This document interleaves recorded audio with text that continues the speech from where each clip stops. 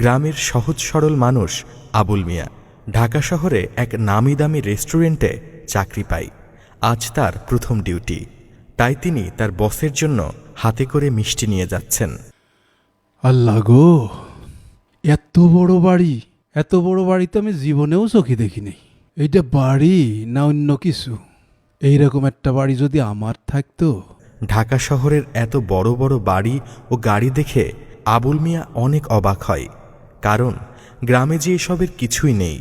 এই তো, এইটাই তো সেই হোটেল। আল্লাহ, তোমার দরবারে অনেক অনেক শুক্রিয়া। ওমা, এইটা আবার কিসের ছবি?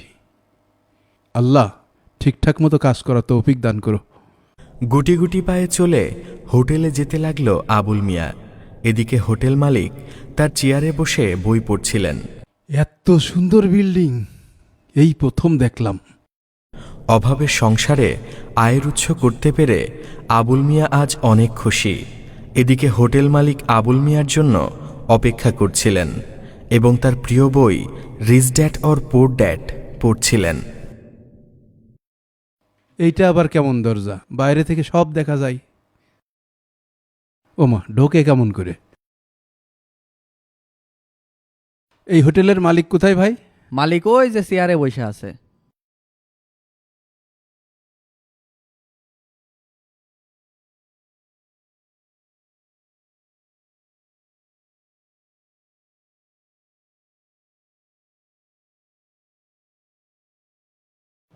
আসসালামু আলাইকুম। ওয়ালাইকুম আসসালাম। আপনাকে অনেক ধন্যবাদ আমাকে এই গার্ডের চাকরিটা দেওয়ার জন্যে। স্যার, বাড়ি থেকে আসার সময় আপনার জন্য এই মিষ্টিটা নিয়ে আসলাম। আমাদের এলাকার বিখ্যাত মিষ্টি। তাই নাকি? আপনি আবার এগুলো করতে গেলেন কেন? ঠিক আছে, আপনাকেও ধন্যবাদ। স্যার, আমার ড্রেসটা যদি দিতেন আমি কাজটা শুরু করতাম। ও হ্যাঁ, তাই তো। এই মানিক, ম্যানেজারকে একটু ডাকতো। আচ্ছা ঠিক আছে, আপনি ওয়েটিং রুমে বসেন, আমি ম্যানেজারকে এখনই বলে দিচ্ছি। আচ্ছা ঠিক আছে। এই মানিক, ওনাকে একটু বসতে দে, আর ম্যানেজারকে একটু পাঠা। আবুল মিয়া রেস্টুরেন্টের গেস্ট রুমে গিয়ে ম্যানেজারের জন্য অপেক্ষা করতে থাকে।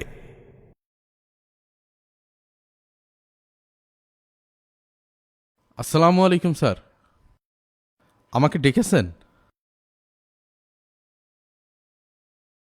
হ্যাঁ, একজন নতুন সিকিউরিটি গার্ড এসছে, ওয়েটিং রুমে অপেক্ষা করছে। ওকে ওর ড্রেসটা বুঝিয়ে দাও। জি স্যার।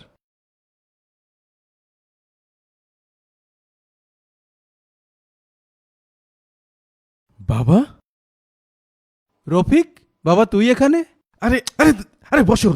কি করছ? এতদিন কোথায় ছিলি? আরে বসো দিন। ধের, আমাদের ভারী খোঁজও বিপদ নিস বললাম নে, তো। ফোন আহা, দিলি মুশকিল। ফোনও ধরিস নে। বাবা, তোর আরে দেখি কি আমাদের করছো কি? কত ভালো আহা, লাগছে। বসো। আরে কতদিন গায়ে হাত পর দিচ্ছ তোকে কি জন্য? দেখলাম। তুমি বসো। এই বসেন বসেন। চাচা, আপনার মাথা ঠিক আছে? আমি এই রেস্টুরেন্টের ম্যানেজার। আপনি আমাকে বারবার বাবা বাবা বলে রাখছেন কেন? তুই আমাকে চিনতে পারছিস নে?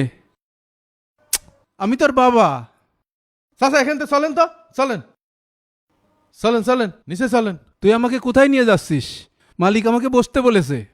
আরে আসো তো, এদিক এদিক আসো। মালিক আমাকে না পেলে আমার চাকরিটা থাকবে না। বাবা, তুমি এখানে আসছো কেন? তোমার দেখতে ফকিরের মতো লাগছে, আর সবার সামনে তুমি আমাকে বাপ বাপ বলে ডাকছো। তোমার জন্য আমার স্ট্যাটাস কত নিচু হয়ে গেছে জানো? স্ট্যাটাস আবার কি? তুই আমার ছেলে, আর আমি তোর পরিচয় দেব না? এসব কি বলিস তুই? তোমার পরিচয় এখন আর আমার প্রয়োজন নেই। আমার কপালটাই খারাপ ছিল, যার কারণে তোমার মতন ফকিরের ঘরে আমি জন্ম নিয়েছিলাম। কি? আমি ফকির? তুই আমাকে এইভাবে বলতে পারলি বাবা? আমার কোনো চাহিদা তুমি পূরণ করতে পারোনি। আমি নিজে নিজে কষ্ট করে এই পর্যন্ত এসেছি। এখন বলো, তুমি কি জন্য এসেছো? তুই তো আমাদের খাওয়ানোর ভয়ে তোর বউয়ের কথা মতো ঢাকায় চলে এসেছিস। আমার সংসার চালাতে কষ্ট হচ্ছিল, বাড়ি চাল নেই, বাজার করার মতো পয়সা নেই। তাই তো একটা কাজের জন্য আমি এখানে এসেছি। এই রেস্টুরেন্টের মালিক আমাকে একটা সিকিউরিটি গার্ডের চাকরি দিয়েছে। তুমি এই রেস্টুরেন্টে সিকিউরিটি গার্ডে চাকরি নিয়েছো? তুমি এখানে চাকরি নিলে আমার মান সম্মান বলে কিচ্ছু থাকবে না। তুমি এখনই গ্রামে চলে যাও। না, আমি যাব না। আমি এখানেই চাকরি করব। তুই তো তোর নিজের স্বার্থ দেখে গ্রাম ছেড়ে ঢাকায় এসে রয়েছিস। কোনোদিন খোঁজ খবর নিয়েছিস আমরা বেঁচে আছি না মরে গেছি? আমি অনেক কষ্ট করে খুঁজাখুঁজি করে এই চাকরিটা পেয়েছি। এই চাকরি ছেড়ে আমি যাব না। আমার গ্রামে থেকে লাভ কি? তোমার জমি জমা সব মেয়েদের নামে লিখে দিয়েছো। এখন তোমার খোঁজ খবর আমি কি জন্য নেব? তোমার জন্য আমার মান সম্মান সব মাটিতে মিশে গেল। তুমি কি চাও তোমার জন্য আমার মান সম্মান সব মাটিতে মিশে যাক? হায় রে সন্তান, আমার জীবনের চেয়ে তোর মান সম্মান বড় হয়ে গেল। আচ্ছা, আমি চলে যাব, কিন্তু এই মুহূর্তে আমি কোথায় যাব? তুমি এখন কোথায় যাবা তা আমি কিভাবে বলবো? আচ্ছা বাপ, আমি চলে যাব। আজকের দিনটা আমি তোর বাসায় থাকি, কাল সকালে উঠেই আমি গ্রামে চলে যাব। অসম্ভব। তোমাকে বাবা আমি বাড়িতে থাকতে দিতে পারবো না। তোমার বৌমা যদি জানতে পারে তুমি ঢাকায় এসেছো আর আমার সাথে দেখা করেছো, তাহলে আমাকে বাড়িতে থাকতে দেবে না। তুমি বাবা এখনই গ্রামে চলে যাও। স্যার, 13 আর 14 তারিখের হিসাবটা বস ওপরে দেখতে চাচ্ছে। আচ্ছা ঠিক আছে, তুমি উপরে যাও, আমি আসছি। স্যার, এই মুরব্বী লোকটা কে? আমি চিনি না, বলছে দুপুরে কিছু খায়নি, তো এখানে খেতে চাচ্ছে। চাচা, আপনি তো ভুল জায়গায় এসেছেন। এখানে তো বড় লোকেরা লাঞ্চ করে। আপনি এক কাজ করেন, আমার কাছে তো বেশি টাকা নাই, এই নেন টাকাটা রাখেন। ওই যে সামনে হোটেল দেখতে পাচ্ছেন, ওখান থেকে কিছু খাবার খেয়ে নেন। চাচা, আপনার মাথা ঠিক আছে? আপনি আমাকে বারবার বাবা বাবা বলে রাখছেন কেন? তোমার দেখতে ফকিরের মতো লাগছে। আমার কপালটাই খারাপ ছিল, যার কারণে তোমার মতন ফকিরের ঘরে আমি জন্ম নিয়েছিলাম। ছেলের কাছ থেকে শত লাঞ্ছনা আর অবহেলা পেয়ে আবুল মিয়া অনেক কষ্ট পায়। 1 সাগর পরিমাণ স্বপ্ন নিয়ে তিনি ঢাকা শহরে এসেছিলেন, কিন্তু তার স্বপ্ন ভেঙে চুরমার করে দিল তার ছেলে। আবুল মিয়া চিন্তাযুক্ত মাথা নিয়ে হেঁটে চলেন অজানা কোনো এক রাস্তায়, যার কোনো গন্তব্য নেই। 2500, 1550, 3200 টাকা মোট। রফিক, ওই বৃদ্ধ লোকটি কোথায়? স্যার, লোকটি বলছিল উনি চাকরি করবে না, এই বলে উনি গ্রামে চলে গেল। তার মানে এ কথা আমাকে না বলে তোমাকে বলবে কেন? আচ্ছা, উনি কি তোমার পরিচিত? তোমার চেহারার সাথে ওনার চেহারার কেমন যেন একটা মিল পাচ্ছি। স্যার কি সব বুঝে ফেললো? আচ্ছা, উনি কি তোমার বাবা? না স্যার, উনি আমার বাবা হতে যাবে কেন? আমি তো উনাকে চিনি না। আর আমার বাবা তো বড় বিজনেসম্যান, উনি অনেক আগে মারা গেছে। মিথ্যা বলছো কেন? মিথ্যা বলছি না স্যার, সত্যি স্যার, আমি উনাকে চিনি না। চুপ! আর একটা কথা বলবে না। ওই বৃদ্ধ তোমার বাবা, এটা আমি ভালো করে বুঝতে পারছি। আমি তোর কত খুঁজে বেড়াইছি। কি ব্যাপার? কিসের ঝামেলা চলছে ওখানে? ম্যানেজারের সাথে কি বৃদ্ধের কোনো পরিচয় আছে? ম্যানেজার লোকটাকে নিয়ে কোথায় যাচ্ছে? বাইরে সিসিটিভি ক্যামেরায় দেখি তো। বাবা, তোমার পায়ে ধরি, তুমি এখনই গ্রামে না চলে না, যাও। আমি বাবা, গ্রামে বাবা, যাব না। যাও, যাও, বাবা, আমি যাও। এখানেই চাকরি করব। আমি অনেক কষ্ট সহ্য করার পরে এই বাবা, বাবা, চাকরিটা আমার খুঁজে মান নিয়েছি। সম্মানের ব্যাপার, বাবা। আমি কিছুতেই এই চাকরি ছাড়বো না। বাবা তুমি যাও, বাবা ভালো। মোটামুটি একটা ভালো চাকরি পেয়ে বাবার পরিচয় অস্বীকার করছো। লেখাপড়া করে এই শিখেছো।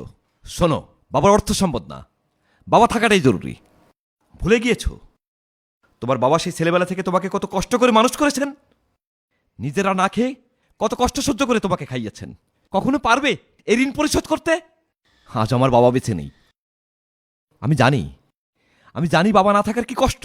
যেদিন তোমার মাথার উপর থেকে ছায়াটা সরে যাবে, সেদিন তুমিও বুঝতে পারবে বাবা নামক এই বটগাছের কি মূল্য। বাবা বেঁচে আছেন মানে একটা রহমত বেঁচে আছে। বাবার দোয়া সবসময় তোমার উপর রয়েছে। তুমি তাদের দোয়ায় অনেক উপরে উঠতে পারবে। সেই বাবাকে তুমি অবহেলা করছো। একটা কথা মনে রাখবে, বাবা মার থেকে আপন কেউ নেই।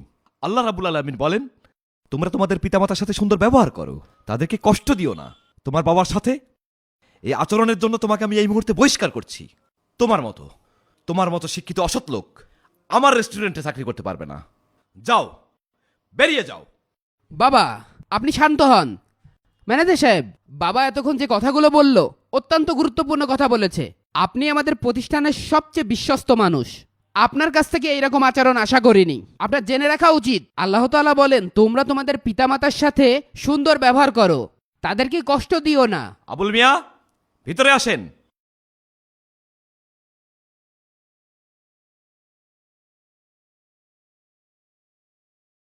তুমি এখনো দাঁড়িয়ে আছো? বেরিয়ে যাও। স্যার, আমার ছেলের চাকরি থেকে বের করে দিয়েন না স্যার। চাকরিটা হারালে ও সংসার চালাতে পারবে না স্যার।